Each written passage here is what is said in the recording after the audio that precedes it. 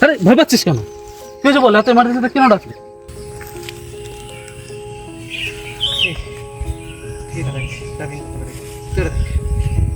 যদি কেউ ওই বার্তা পায়, সে যেন জানে ধন শুধু সম্পদ নয়, একটা অভিশাপও বটে।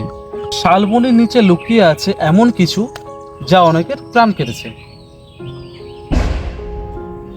সাবধান। তুই বুঝতে পারছিস এটা কি? হ্যাঁ, দেখে তো কোনো গোয়েন্দা গল্পের চিরকুট মনে হচ্ছে। আরে না ভাই, তুই এটা দেখ, শালবনির নিচে লুকিয়ে আছে ভাই, লুকিয়ে গুপ্তধন। তুই বিশ্বাস করছিস না? তো পুরোটা পড়া দিতে টান মেরে কি সকাল সকাল মাথা উঠে গেছে আরে যে তুই- তুই গুপ্তধনের কথা বলছিস এখানে? তুই এটা পড়, তুই এটা পড়। কি আছে এটার মধ্যে? 1947 সালে যখন সবকিছু পাল্টে যাচ্ছিল, আমি খুঁজছিলাম ইতিহাসের এক অমূল্য সম্পদ। গল্পটা শুরু হয় যখন বাংলার আকাশে অস্থিরতা বিরাজ করছে, আর অন্যদিকেও ইস্ট ইন্ডিয়া কোম্পানির সেনারা ধীরে ধীরে নিজেদের কর্তৃত্ব বিস্তার করছে। নবাব সিরাজউদ্দৌলার পরাজয়ের পর বাংলার বিভিন্ন ছোট ছোট নবাব, রাজা ও জমিদারদের উপর চাপ সৃষ্টি হতে থাকে। আর এর মধ্যে মল্ল রাজবংশের রাজধানীর উত্তর পশ্চিমে অবস্থিত একটি ছোট্ট রাজ্য, নাম পুষ্করনগর। সেই রাজ্যের রাজা ছিলেন রাজা চন্দ্রবর্মা। তিনি ছিলেন সাহসী, বুদ্ধিমান ও অত্যন্ত ধনবান। ইস্ট ইন্ডিয়া কোম্পানির সেনারা যখন পুষ্করনগরের দিকে এগিয়ে আসতে থাকে, রাজা বুঝে যান যুদ্ধে জেতা মোটেও সহজ হবে না। তাই তিনি গোপনে তার বিশ্বস্ত সেনাপতিকে ডেকে পাঠালেন আর বললেন, আমার যত সোনা দানা, মণি মুক্তা, শাহী দলিলপত্র একত্র করো আর লুকিয়ে রাখো একটি গুপ্ত স্থানে। আর একটা কথা, খেয়াল রেখো এই স্থানের কথা যেন অন্য কেউ জানতে না পারে। সেই রাতেই মশাল হাতে নিয়ে এক বিশ্বস্ত সৈন্যের দল গোপনে রওনা হয় এবং এসে পৌঁছায় এক বিস্ময়কর গুহার সামনে। এবং সেই গুহার ভিতরেই রাখা হয় 12 সিন্ধুক ভর্তি সোনা, হীরা জহরত ও শাহী দলিলপত্র।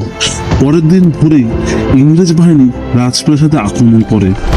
রাজা চন্দ্রবর্মা বীরত্বের সাথে যুদ্ধ করলেও শেষ পর্যন্ত তাকে বন্দী হতে হয় সেনাদের হাতে, আর তাকে নিয়ে যাওয়া হয় কারাগারে।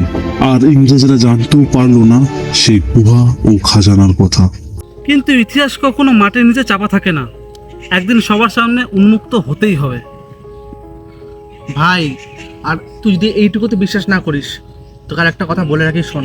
যবে থেকে আমি চিঠিটা পেয়েছি, তবে থেকে আমার সত্যি মনে হচ্ছে কেউ আমাকে ফলো করছে, কন্টিনিউয়াসলি কেউ আমার উপর চোখ রাখছে। আমি যেখানে যাই আমি সত্যি ফিল করি যে আশেপাশে। তোকে ইনস্টাগ্রামে কেউ ফলো করে না, আর তোকে রিয়েল লাইফে কে ফলো করবে ভাই? ভাই এটা অতটাও ইয়ে নয় ভাই, তুই বোঝ, এটা একটা কিছু তো ব্যাপার থাকবে এর মধ্যে। যদি কোনো কারণ থেকেও থাকে, এটার জন্য দরকার হয় একটা জোরালো প্রমাণ। আগে সে প্রমাণটা বের করতে হবে, নাহলে কিচ্ছু হবে না। ভাই 70 বছর আগে একটা লোক এটা লিখে গেছে, কোনো তো কারণ হবে এগুলোর।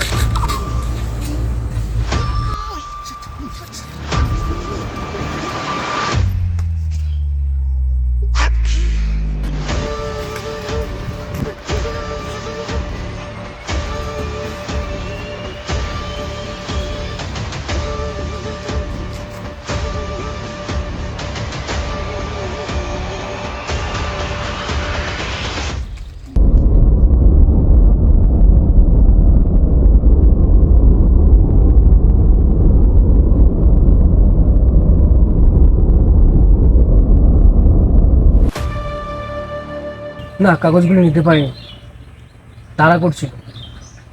ছবি তুলে নিয়েছি, হোয়াটসঅ্যাপে পাঠিয়ে দেবো। আরে না ভাই, তুই দেখ, শালবনির নিচে আছে ভাই, লুকিয়ে গুপ্তধন। 1947 সালে যখন সবকিছু পাল্টাচ্ছিল, শালবনির নিচে লুকিয়ে আছে এমন কিছু যা অনেকে প্রাণ পেয়েছে।